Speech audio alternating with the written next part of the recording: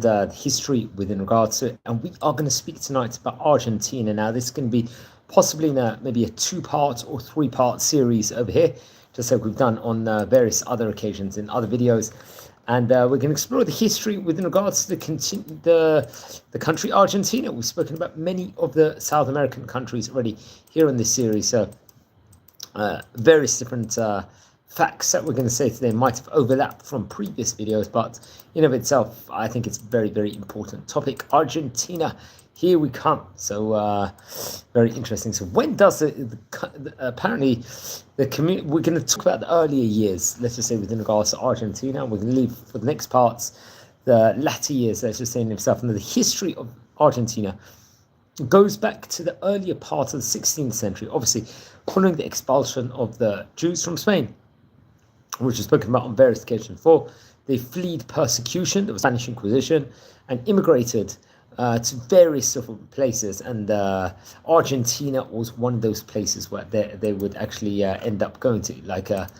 And many of the videos that we recorded so far saw maybe large pockets or smaller pockets of Spanish people moving to those places, and that one of the places where they would go once again was also very much Argentina. And I think we mentioned it in the videos of Mexico, Brazil, and so on and so forth, which I very, very much recommend everyone to watch those previous videos that were recorded at a previous date. Okay, so many of the Portuguese traders, I think also in the viceroyalty of the Rio de la Plata, were Jewish.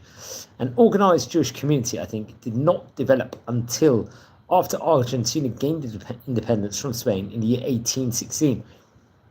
Now, by, let's just say, the mid-century, at that time, Jews from France and other parts of Western Europe, fleeing the social, economic, let's just say, terrible problems, revolutions, would begin to settle in Argentina. Argentines, both from Sephardic and Ashkenazic heritage, obviously, we'll see in these videos, make their marks on Argentinian culture, such as even food, for example. I think the population, the current Jewish population, is 80% Ashkenazic, while Sephardi and Mizrahi are actually minority over there. And it's got the largest Jewish population of any country in Latin America. And very interesting, I think numerous Jews would leave during the 1970s and 80s to escape, let's just say, the repression of the military junta at that point in time. Many would immigrate to Israel, Western Europe, people to Spain and North America, respectively. I think the community numbered as much as 400,000 people after the Second World War, but the appeal of Israel and economic, cultural, let's say, pressures and instability in Israel in the early 20th century has resulted in a total reversal, let's just say. And much, much less. I think the core Jewish population now is about 180,500. So it's got a large Jewish population. We're going to speak about this in the latter series. So they're very, very interesting. So many of the Jews will actually move to Israel and various other places also. But anyone, you're on the channel and you're new, welcome to our community, and please subscribe to the channel. At the moment, it's Motzei Shabbat, and we're speaking about the country Argentina. Really, we're going to speak about up till before the 20th century time period here in this special edition over today. And next part, we will speak about the 20th century. So as we stated before, the early years within regards to Argentina, let's say the conversos or the secret Jews, you could say, would settle in Argentina during the Spanish colonial period. I think this was obviously between the 16th, 19th century, and many would actually assimilate into Argentinian population. And I think after Argentina gained independence, the General Assembly of the year 1813 officially abolished the Inquisition. The second wave of Jewish immigration from Europe began in the mid-19th century. During revolutions at that point in time, there was extensive social disruption. Much of the great European immigration wave to Argentina would come from Western Europe, especially from Italy. Argentinian Jewish women would actually play vital roles in the community within regards to charities, synagogues, libraries, while I think they would organize community events such as weddings. Come 1860, the first Jewish wedding was recorded in Buenos Aires.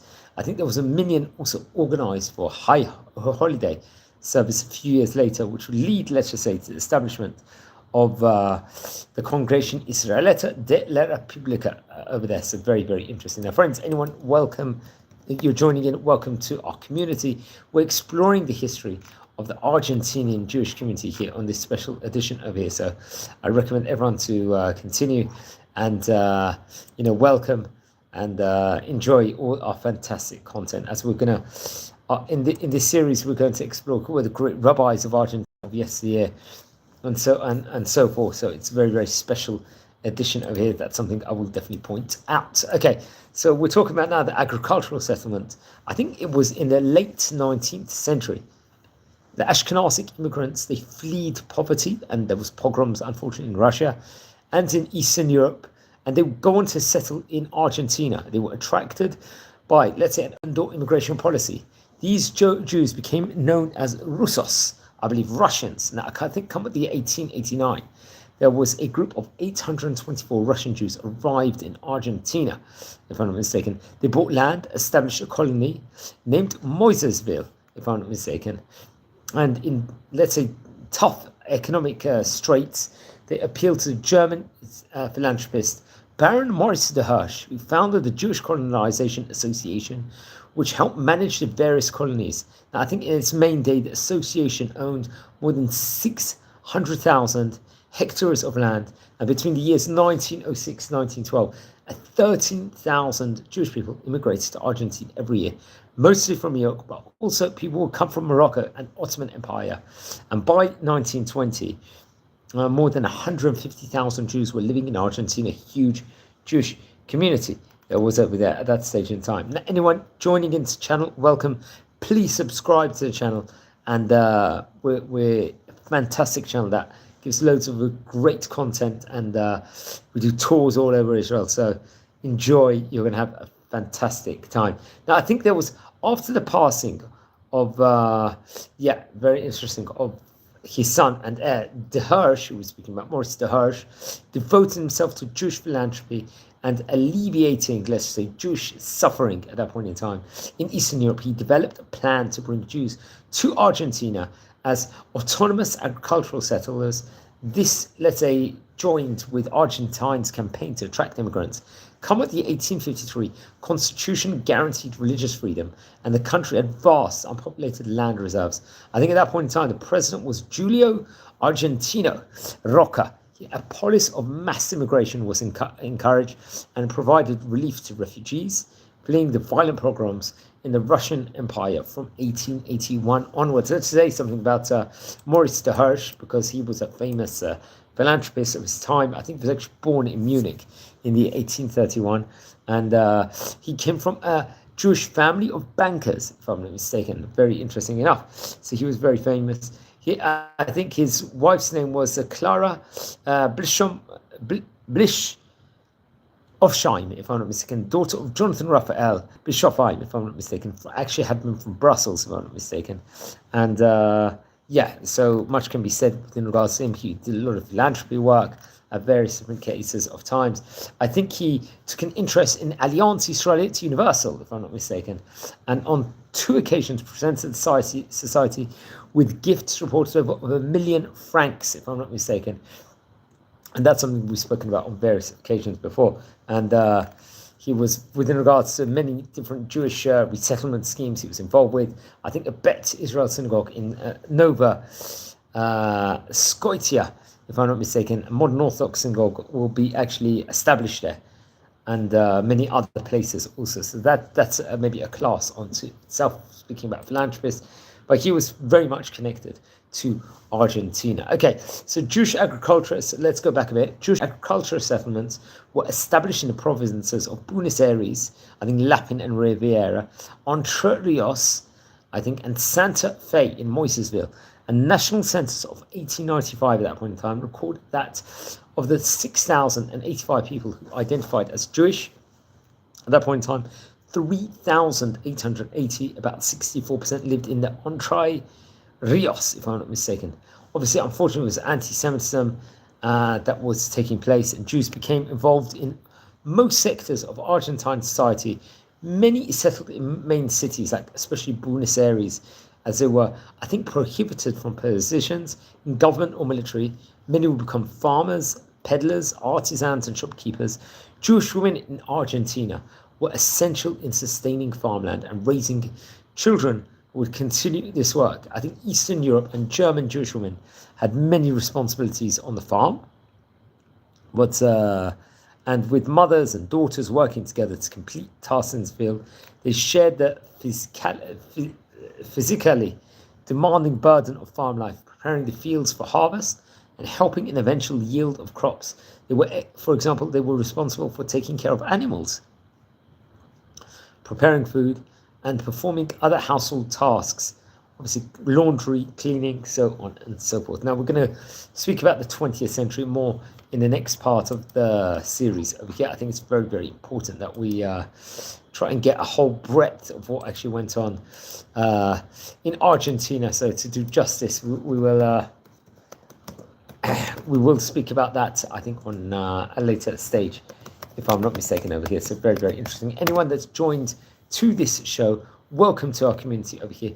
We're a community that's exploring history within regards to the Jewish community of Argentina. So very, very interesting. So yeah, so let's talk a bit about Buenos Aires over here, because there's also like a very, let's just say, rich Jewish community over here and a lot to be talked about. I think the first colony, I think, was established in Buenos Aires and was followed in, obviously, the Baron Hirsch colony, which we can learn about maybe a bit next part in 1904 to 1905. Very interesting enough. I think during the crypto Jews originally settled in Buenos Aires, especially in the 16th and 17th century. And we talked about the number of Portuguese, let's just say, that would have a part over there.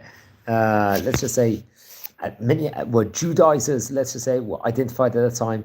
And it would rise very much in Buenos Aires in the 18th century. Now, what's interesting, I don't think there's any trace of Jews living openly during the time period of the revolt against Spain in 1810, or at the time of Argentina's declaration of independence in the year 1816, respectively.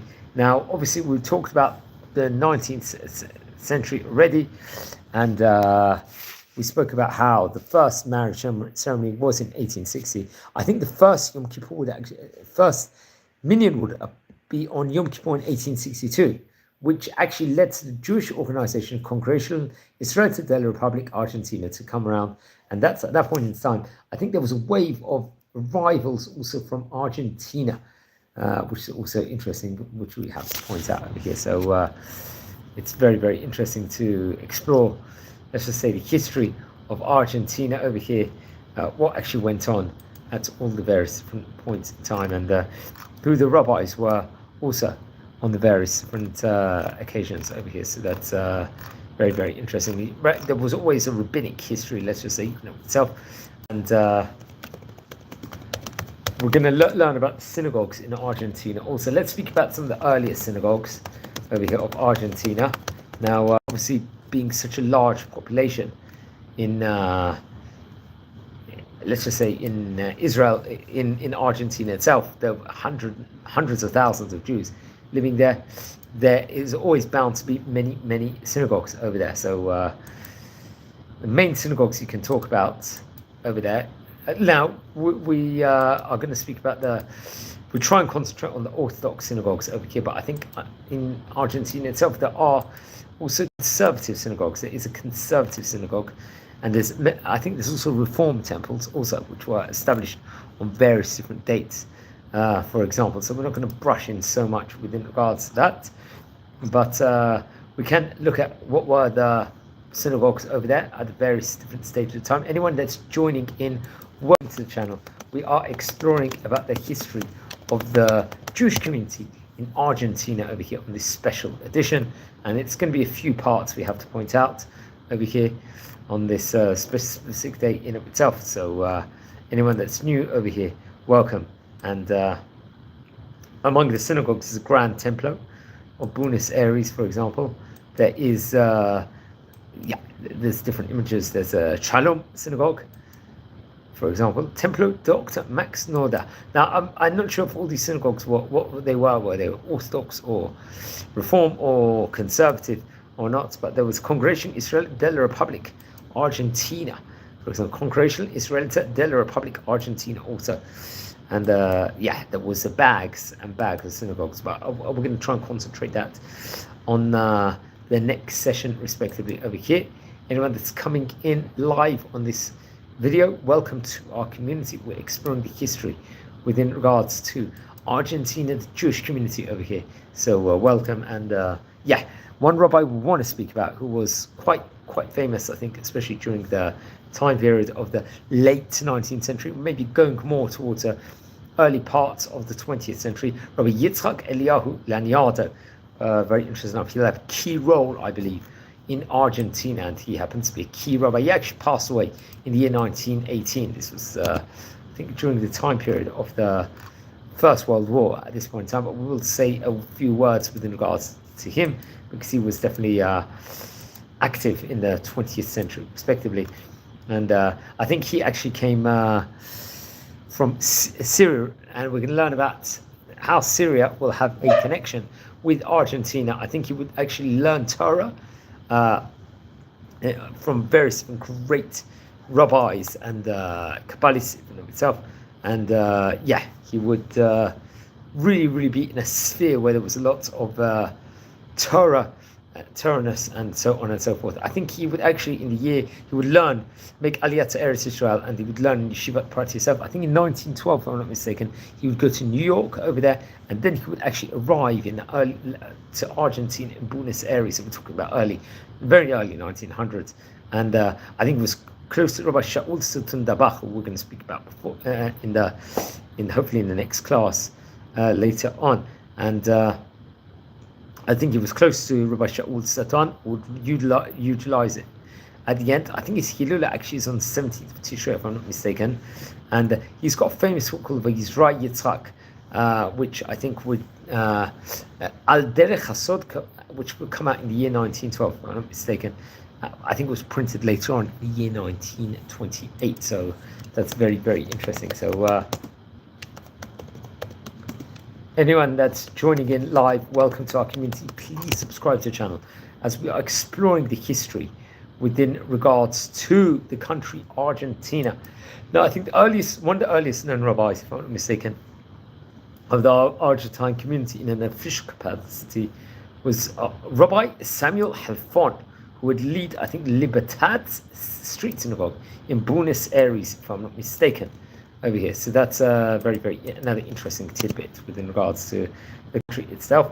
I think it's also known, this synagogue, which he was a rabbi, as a Templo Libertad, or Liberty Temple, and I think it's a historic and main synagogue of the Israelite Argentina congregation in Buenos Aires, respectively, over there. So I think it's a famous place in itself. It was inaugurated in the year 1932, but I think it was active way before then. I think construction would start right at the end of the 19th century, year 1897. So let's say a word within regards to this rabbi, Rabbi Samuel Halfon. So seemingly it was during the 19th century, respectively. So that's something important to speak about. And I think he was actually in the 19th century, but I have to double check that, because there's various different opinions, let's just say, in of itself within regards to dates. I think he was seemingly was born towards the end of the 19th century. I think he was born in Russian Empire. He would study Metz in France. He would actually learn in the Alliance Israelite Universal Rabbinic, if I'm not mistaken. I'll actually be right at the start of the 20th century. I think in 1904 he moved to Argentina at that point in time to support the Jewish Colonization Association, and he was a religious leader there at education. I think in 1906 he was established as a rabbi of Congregational Israelita in Buenos Aires. He took an active role in work to support Jewish immigrants. He fought many wrong things, let's just say, at that point in time. He was the founder of the Sopromotis, Society for Protection of Jewish Immigrants, I believe, and then advisors to the Sociedad de Damas Israelites on behalf of the AIU and the JCA. He organizes, I think, the censuses for Argentina in 1909, and would spearhead various different Jewish educational initiatives throughout the provinces. I think, especially in 1927, he would serve as chief rabbi of the Jewish congregation and JCA colonies in Argentina, and was designated officer or the French Legion of Honor. That's very, very interesting within regards to him. So he's a key figure, let's just say, in a more earlier part of Argentine history, and he's very, very famous rabbi in of itself. Rabbi Salmon Halfon also is. So that's very, very much interesting. Another important thing. We're going to speak about Rabbi Shaul David Saton here on a later date. That will be the plan, hopefully in the next part of the series. Anyone coming in, welcome to our community over here. And as we explore the history of the rabbinic structure of Argentina. So that's, I think, a very, very important task in of itself, as we have recorded about many countries, let's just say, from South America over here. I think there's little evidence of any establishment, let's just say, or rabbinic presence in the 18th century Argentina, which is very interesting. So at that point in time, it didn't become, it was really during the 19th century, and especially with a wave of Ashkenazic Jews from Eastern Europe that would really, let's just say, start at about that point in time. So very, very interesting. So there's not much to report within regards to that. So yeah, that's interesting. So I think religious life, there's various other rabbis, I think, that will make the main Jewish establishments, I think, were the Grand Temple Paso in Buenos Aires, that was founded in the year 1894. That's something else that was founded at that point in time in the 19th century, which is important to point out. Let's say something within regards to it. It's one of the oldest synagogues, obviously, in Argentina. This synagogue is, we have to point out, it's got an imposing construction, historical heritage of the city, and one of the most beautiful, let's just say, of Ashkenazic iconography, let's just say, in itself. I think it was founded in the year 1894. It was the first Talmud Torah Harishono, initial study of the sacred text, where they would do it over there, and the first Jewish teaching institute that was established in the country. And I think it would later on in 1927 merge with Dr. Herzl's school, if I'm not mistaken, and various projects will actually come about in regards to this specific synagogue in itself, one of the beautiful synagogues, let's just say, of Argentina, of that specific point in time. There was always a focus of tradition, and really the 19th century was, let's just say, the early years, let's just say, in of itself, of the community. So that's something that we have to point out. Now, friends, that's very interesting. Argentina. I think let's look at more information with regards to Argentina in itself. Just here back in the early years, and I think it was in 1580 when there was a temporary unification of Spain and Portugal. That's when we said that many of the people, the Jews in Portugal, were forced to hide their Jewish identity and will go and mostly to Argentina. And they had other options to go to Lima, Peru, but they would settle as far away as possible from the furor and the zeal, let's say, of the Catholic Church. And they would settle in Buenos Aires, Córdoba, and San Miguel de Tucumán. I think in 1813, the Inquisition was officially abolished. 12 years later, in 1825, an independent regime in Argentina granted freedom of religion to followers of all faiths, including the Jews. But this was limited to the private sphere, and I think only 20 years after that, in 1853, the Constitution of Argentina stated that followers of all creeds shall enjoy freedom of religion, almost with no limit or qualification, if I'm not mistaken. And we talked about what happened in 1881 with the pogroms in Russia, and in 1890 they saw the publication of the anti-Semitic novel called La Bolsa by Jose Maria Miro, which remained, I think, in print for countless editions through dozens of years. So that would be very, very problematic. And yeah, I think from 1895 to 1911, the Jews of Argentina soured from 6,000 to as many as 120,000 people, which is absolutely staggering, let's just say, in itself. So we talked about also in 1896, the Guerrilla of Argentina. What was that? And especially in the town of Moisesville, which we spoke about before, north of Buenos Aires, let's just say the main square dominated by local saloon at that point in time. And there was, let's say, it looked like the classical backdrop to a Pan-American pistol duel between the good and the bad.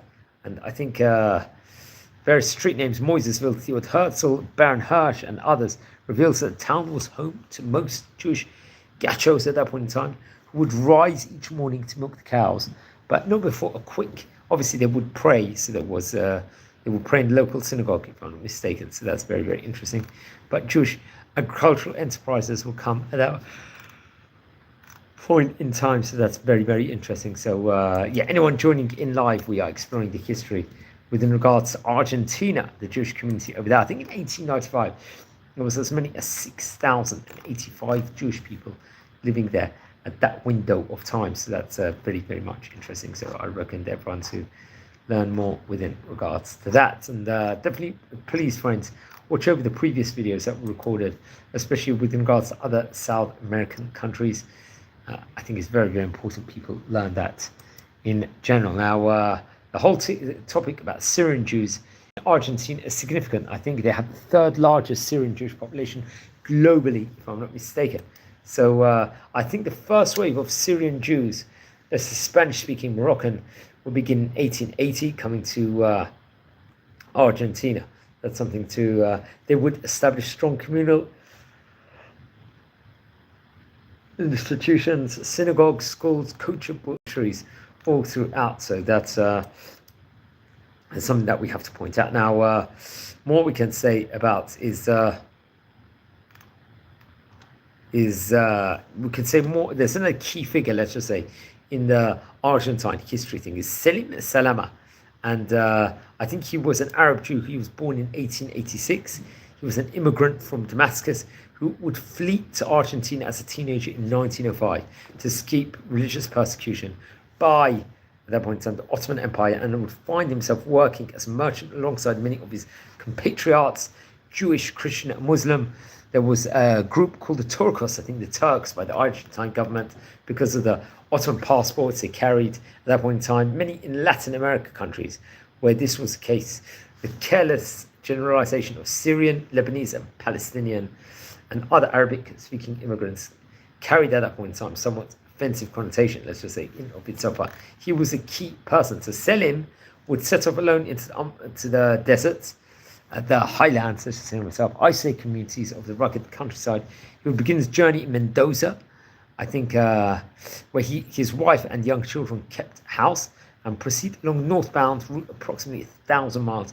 He would go all the way to Bolivia, I believe. He was coming into South America territory at that point in time, and would be very much well traveled. And he would end up in the Argentine Andes, if I'm not mistaken, one stage in time. But much has been said within regards to him.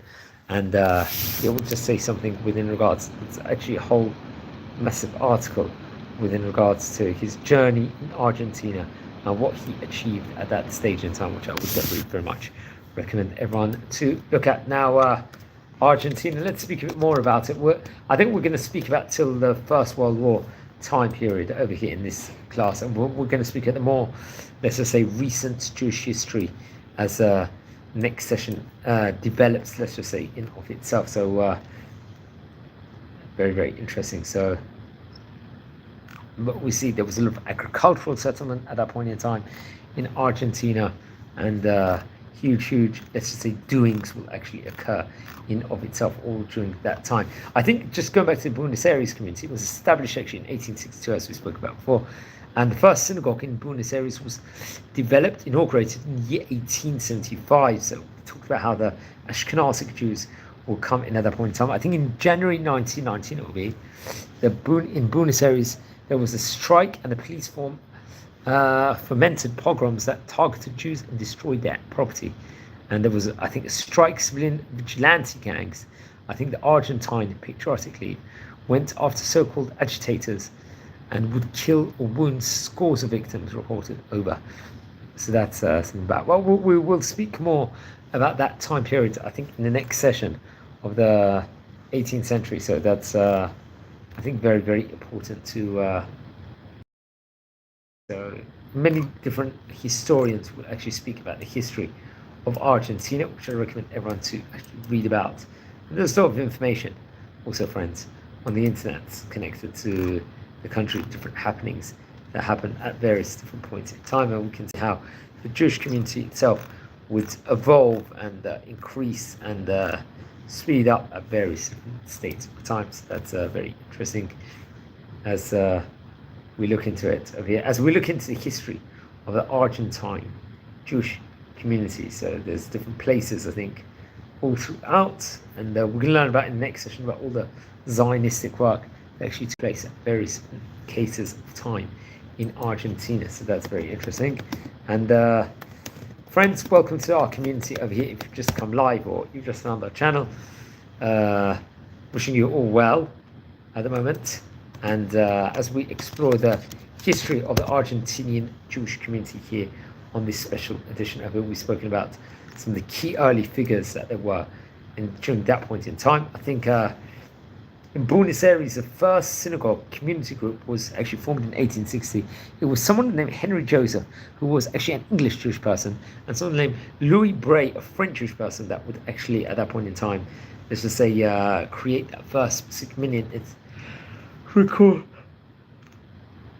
I think it's written over in a specific place. And the first, let's just say the first rabbi, I believe, in Argentina itself is recorded as writing in the year 1882.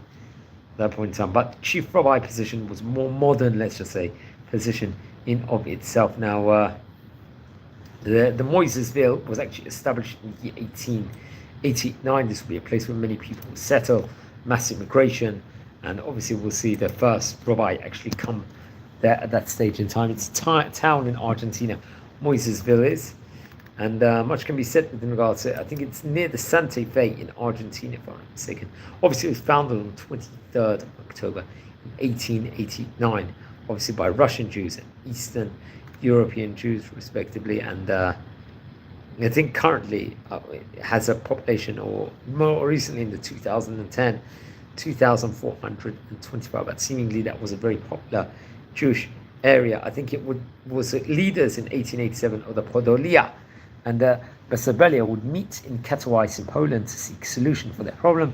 They decided that immigration to Palestine was the solution. They would choose a delegate, someone named Eliezer Kaufman, to travel to Paris. But I think eventually they would end up in Buenos Aires, I think on August 14th, 1889. And that's where it will all start. Rabbi Henry Joseph, I believe, was a leader of the Argentinian Jewish community.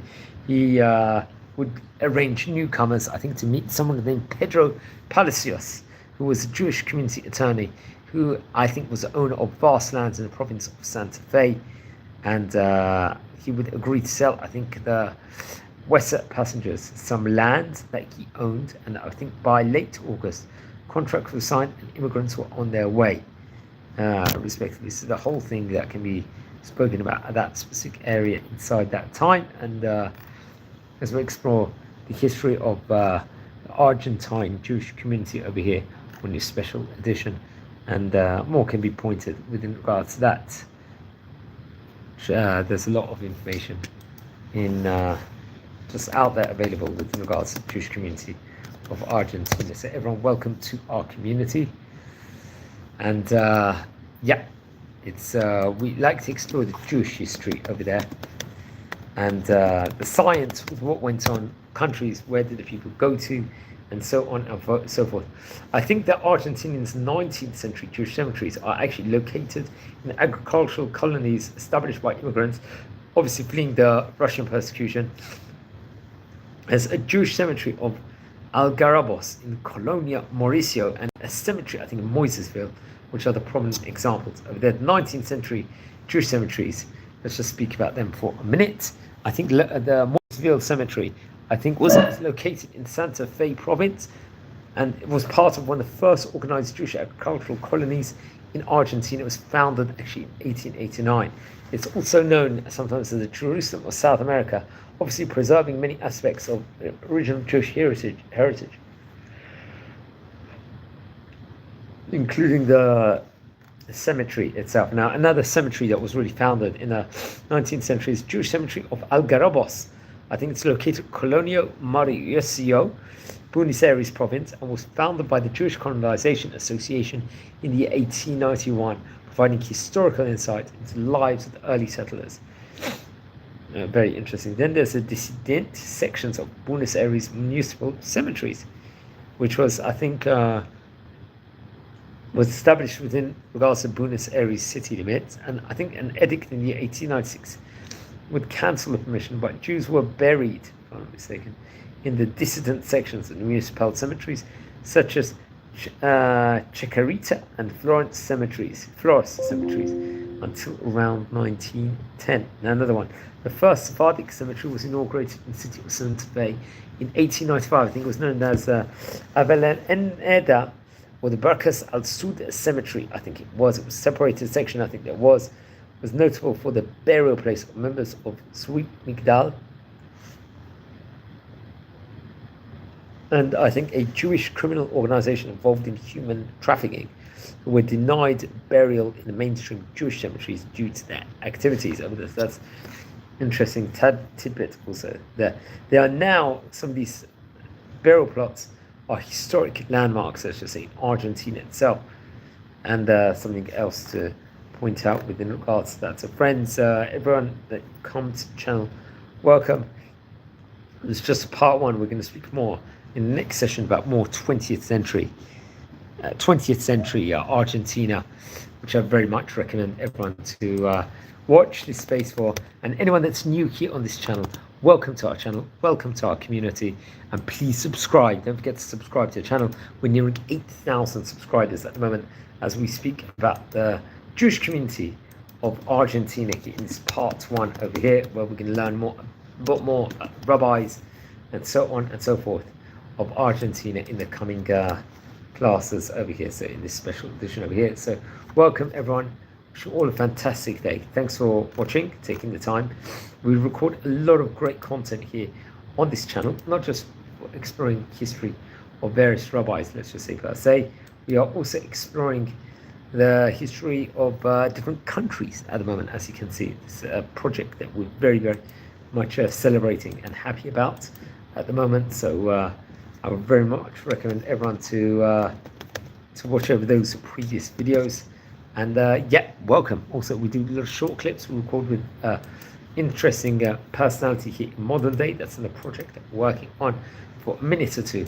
We have a great Jewish personality, or rabbinic personality, that will actually share over some wisdom within regards to the Parashat Shavua, or within regards to learning Torah in Eretz Israel, or so on and so forth. So which I feel is a very, very big privilege to actually give over and state over also. So everyone, well done. Thanks for watching, taking the time, and wish you all a great day. Shavuot of Barak. We just came out of Shabbat, Parashat Toldot, and we're about to enter the Torah weekly portion of Vayetze. So be well everyone. Thanks for watching and take care.